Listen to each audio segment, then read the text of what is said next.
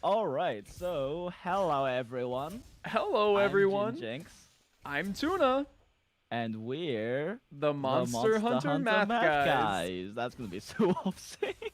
Yeah. Anyway, either way, we're just the Iceborne demo for the beta has been out for over a whole day now, and we've gone to mess around with a whole bunch of different stuff, and it's very exciting and all very cool, interesting changes. I can't wait for Iceborne now because the changes that we've had to like dual blades, longsword, and switch axe gets me so hype. Right. Yeah, and I just want to mess around with some of these sets. I want to see what we're looking at. Yeah, true. Like right now, the armor they have in the demo is like obviously demo armor, so everything has no slots and one kind of useless skill attached to it, so you kind of just wear whatever the hell you want. Right. And unfortunately, they didn't even give us stuff like focus or, you know, like anything that would be considered useful for testing new Yeah, frames or. seeing how they interact with the new moves and whatnot. Right. Yeah. But we'll just have to wait, I guess. Or maybe next weekend they'll add some stuff. Who knows?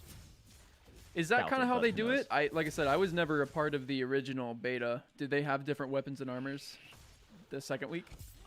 I have no idea. I wasn't part of the beta either. Okay. I found out about this game after it came out because YouTube gave me a relevant ad for once, and I was like, "Oh shit, Monster Hunter!" Monster Hunter. I mean, I hadn't played it since like middle school when I played Try because I couldn't. I tried playing the 3DS. Like I tried playing GU on the 3DS because my friend had one. And I was like, I can't. These controls, I can't. Yeah. No. I mean, unless you actually used claw, it'd probably be pretty difficult to. Yeah, and like I don't claw. Claw is weird. I claw. Yeah, I've been noticing I have a few issues with finding some of the bigger monsters because I don't claw, so it's like, oh great, I have to take my thumb off of my ability to dodge or do anything in order to be able to move my camera. Yay. I think you can press like L1 or something, and it. You can, but like the refocus and the lock aim is so wonky in Monster Hunter, I hate using it. Mm, Like if you've ever tried using lock camera in Dark Souls, Monster Hunter is like that, except for in Dark Souls when you're like crotch hugging something, so it's like constantly rotating at really awkward angles and you're clipping into things. That's what it's like all the time in Monster Hunter, oh, I see. regardless of how far you are. Yeah, it's just not very clean, but so I don't use lock camera at all. All right, so let's talk about the Iceborne changes and things that we're excited about. First on the docket list, we want to talk about the Clutch Claw. Clutch claw. You mean the most Clutch useless claw. feat? No, I'm kidding. It's not that bad. I've actually been surprised how much I like it, honestly. I went in thinking that you could spam it. You can't spam it, which is a better thing than not.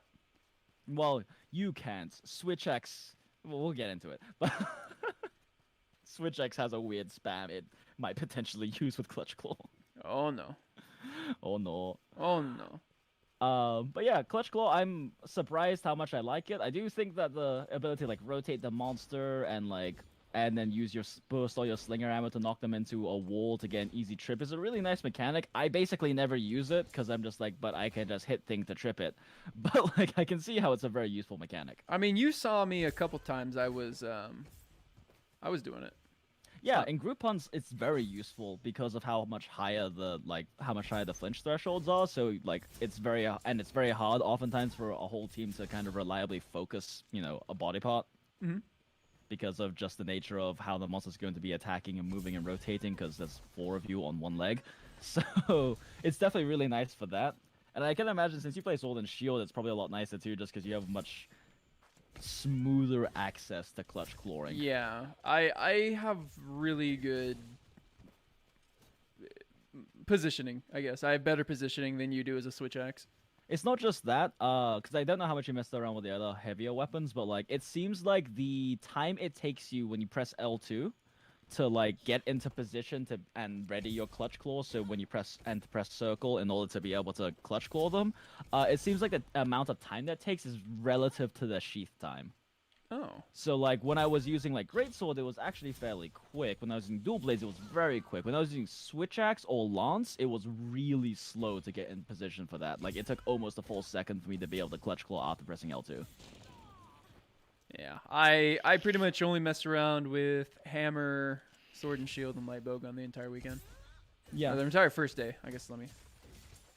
Yeah, and I messed around with long swords, switch axe, dual blades, charge blade, and a little bit of lance.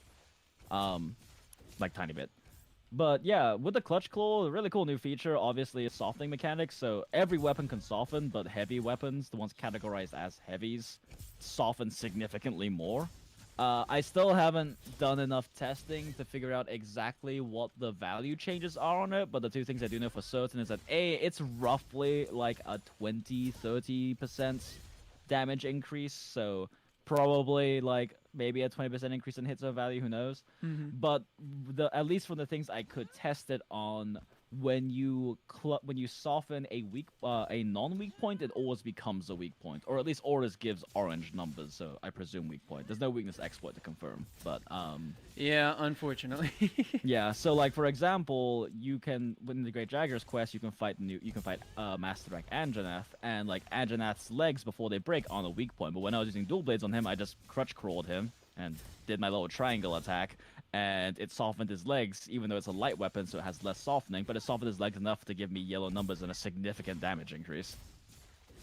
Nice. Yeah, so it's really nice. I actually really like that because it opens up a lot more. Obviously, like for a lot of monsters, you want to like soften the head to just increase damage output, but it gives you a lot of options on, especially brute wyverns, the option to soften up their legs so that you can get trips in, because a lot of brute wyverns like Anjanath or Devil Joe are very difficult to get trips off of initially, or for Devil Joe once he rages, because they're not weak points. And like this will probably make Luna not the most cancerous. Yeah, I was gonna say the most exciting thing is Luna. What are you talking about?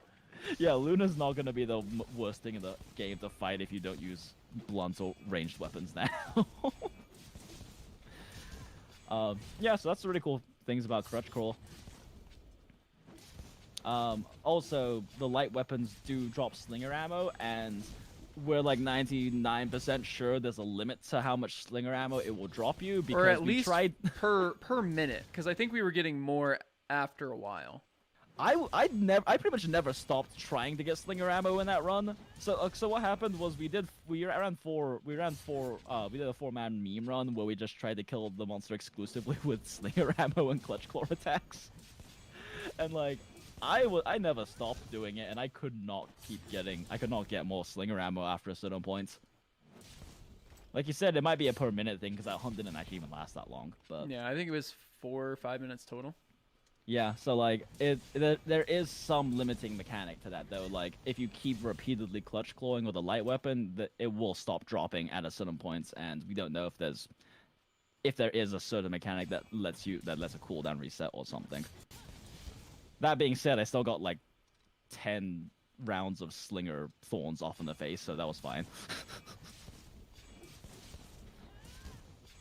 And one nice thing about the slinger ammo thing too is that when you make a monster drop slinger ammo with a light weapon, all of your teammates get a drop from that. Like all of them see an active drop hit the ground, so all of you can pick up slinger ammo, which is really nice, especially when a monster gives you slinger thorns, because they changed slinger thorns and they're way funnier now. Damn, I wanted to talk about that. So yeah, we can talk about that real quick.